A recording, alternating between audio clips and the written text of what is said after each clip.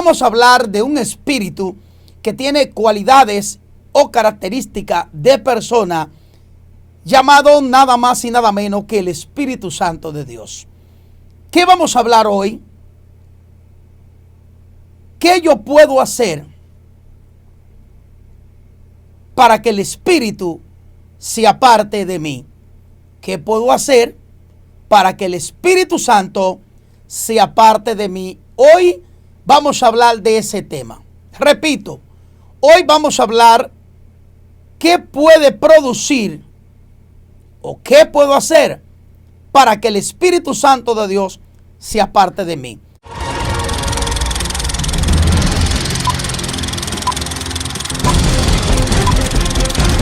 Educación cristiana, educando. Hoy Educación Cristiana se llena de gozo, de júbilo, porque vamos a hablar de la tercera persona. Vamos a hablar del Espíritu Santo de Dios. Cabe resaltar que muchos hermanos, pues a cada instante, a cada momento, oran por el bautismo del Espíritu Santo, oran por la llenura del Espíritu Santo, oran por un avivamiento en su vida que lo produce el Espíritu Santo de Dios. Hay hermanos que ayunan, oran bastante, leen la Biblia, andan en obediencia, buscando la forma y la manera de ser privilegiado, de ser bautizado con el Espíritu Santo de Dios. Cabe resaltar que no podemos olvidar lo que dice la palabra del Señor en el libro de Joel, capítulo 2, verso 28. Y derramaré mi espíritu sobre toda carne. Lo que dice la palabra de Joel, capítulo 2, verso 28. Y derramaré mi espíritu sobre toda carne. Todo el mundo, cuando se convierte, quiere ser bautizado. Y de una forma u otra, buscamos y anhelamos continuamente en oración y ayuno tener el privilegio y la facultad de ser elegido y premiado por ese famoso bautismo en el Espíritu Santo.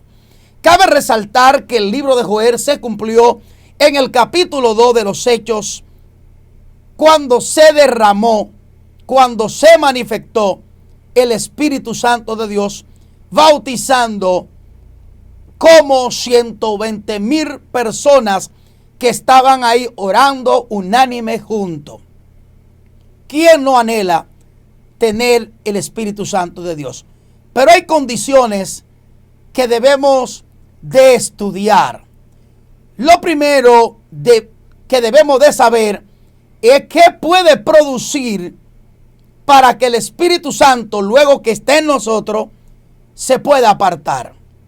Bien, primero vamos a analizar el libro de los Salmos, capítulo 51, verso 11.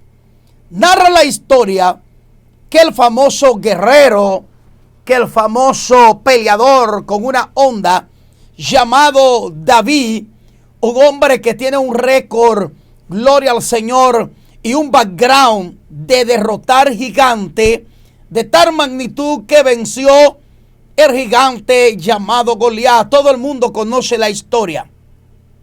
Pero luego que este hombre derrota al gigante, se enfrentó a un gigante llamada la mujer de Uría.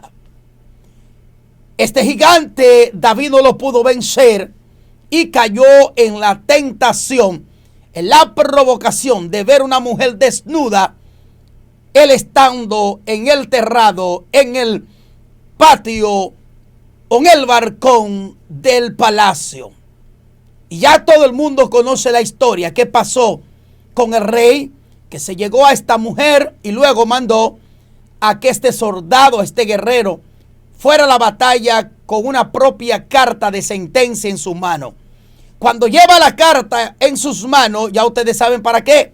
Era para que lo eliminaran y lo pusieran en la mejor posición de los guerreros para que él pueda caer abatido en manos de los enemigos.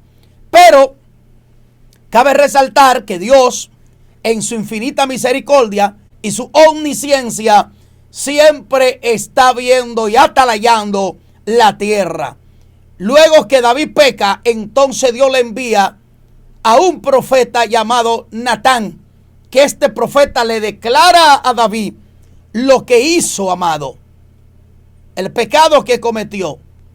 Pero qué bueno, amado, que en el capítulo 51 de los Salmos narra la humillación gloriosa de el salmista David, cómo David se humilla. Y en el capítulo 51, verso 11, dice que no se aparte de mí tu Santo Espíritu. Amado, debemos de saber que en la antigüedad el Espíritu Santo de Dios venía de tiempo en tiempo sobre los profetas y sobre los hombres de Dios para marcar una pauta y para dar una palabra. El salmista David, tanto los profetas Jeremías, Eliseos, Elías, Ezequiel, recibían una instrucción del Espíritu Santo y ellos decían de esta forma: y vino sobre mí el Espíritu Santo de Dios. El Espíritu de Dios. Así era que decían. Y vino sobre mí el Espíritu de Jehová. Y vino sobre mí el Espíritu de Dios, para que ellos profetizaran. Cabe resaltar que antes el Espíritu de Dios venía en temporada. Entonces, por eso que el salmista David le dice que no se aparte de mí tu Santo Espíritu. Porque David entendía que sin el Espíritu de Dios no podía haber una revelación, no podía haber una victoria, no podía obtener, amado, aleluya, los beneficios espirituales sin tener la cobertura y la armadura del Espíritu de Dios. Luego él proclama y dice: no permita que tu Santo Espíritu se aparte de mí. David sabía que una permanencia en el pecado producía que el Espíritu de Dios se apartara de los profetas.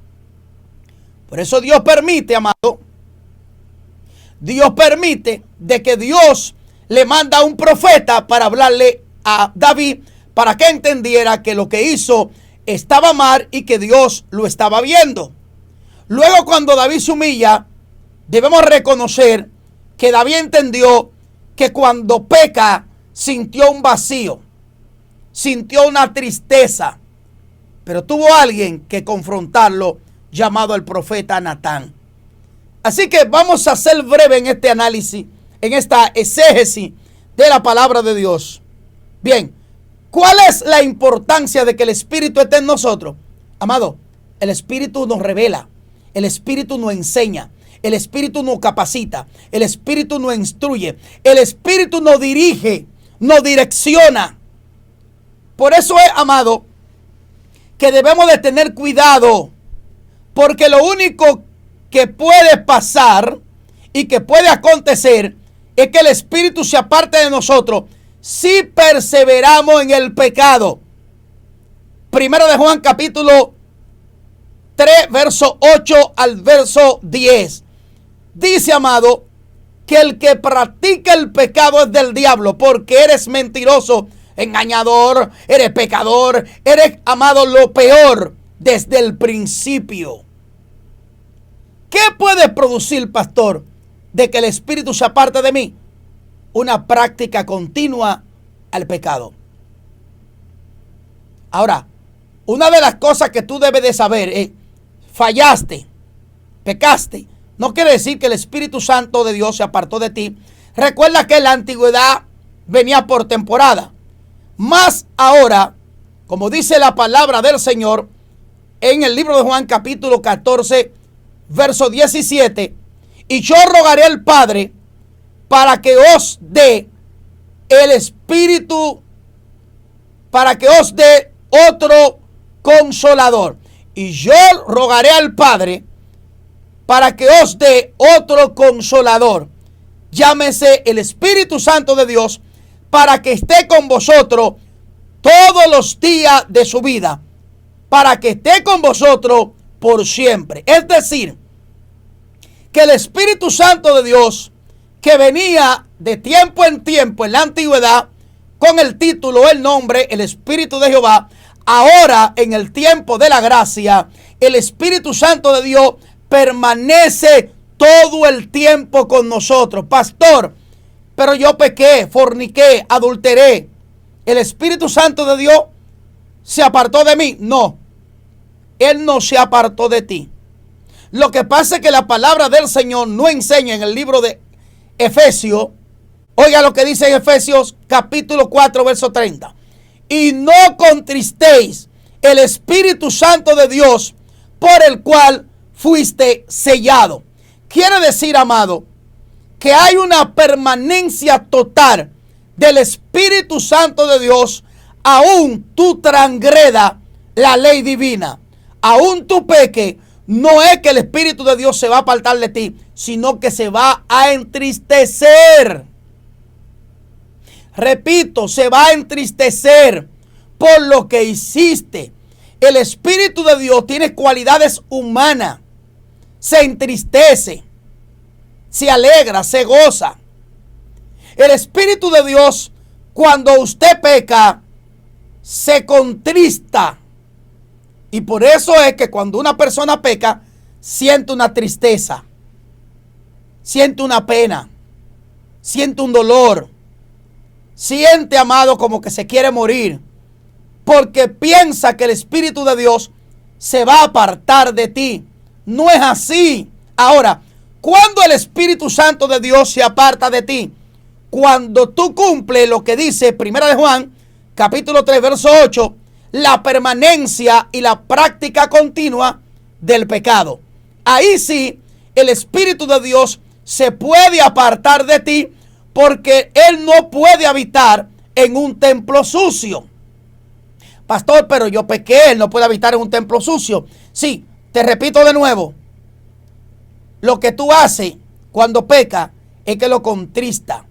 Pero cuando tú practicas el pecado de continuo, ya no se contrista.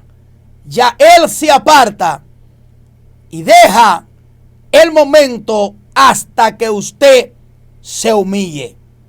Por eso que, amado, la palabra de Dios no se equivoca.